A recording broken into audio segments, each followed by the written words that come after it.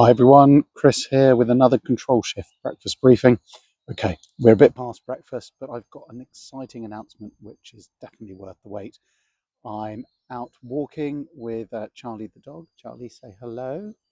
And I wanted to talk about something that I think most control room leaders know is a problem, but haven't quite found the answer to. And that is hiring control room operators.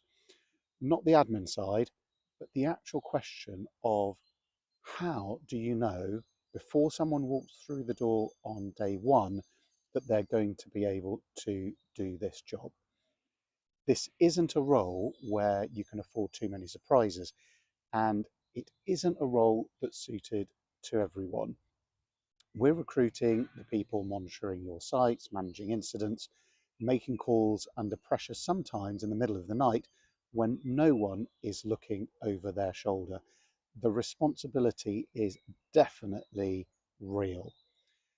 And yet, most organizations are still making that decision based on a CV, an interview, and a gut feeling. Some time ago now, but when I was managing a police control room, we'd have candidates do an interview, a typing test, how quickly can you type, and summarize a short 909 call.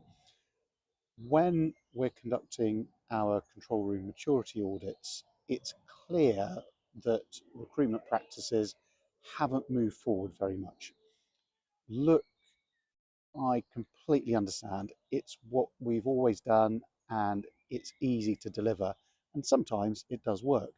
But a CV tells you where somebody's been. It doesn't tell you how they think when three things are happening at once and one of them needs real immediate attention.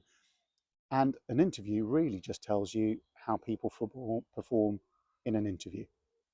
What ends up happening is people get through to training and you start to find out things you wish you'd known earlier, or they go operational only to find they aren't suited to the control room environment. And by that point, you've invested a lot and your options are a bit limited. I believe there has to be a better starting point. And that's what Control Ready is.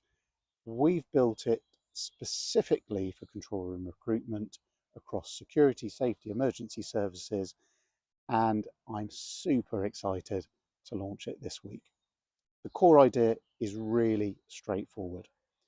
Rather than trying to guess from the background and interview whether someone will cope in this environment, we actually measure it.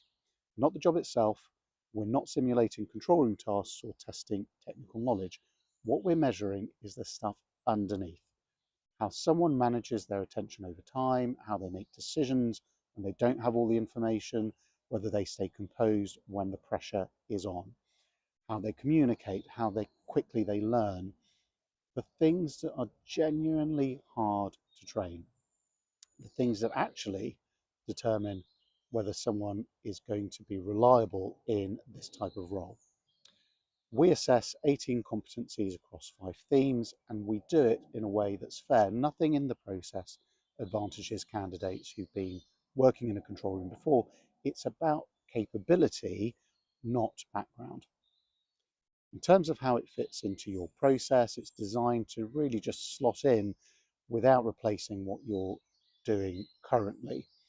Candidates go through individual online assessments, then a group structured exercise, and before your interviews, you get a control ready profile on each of them that discusses a readiness tier, a full competency breakdown, a written summary, and some specific interview questions based on what the assessment has actually showed.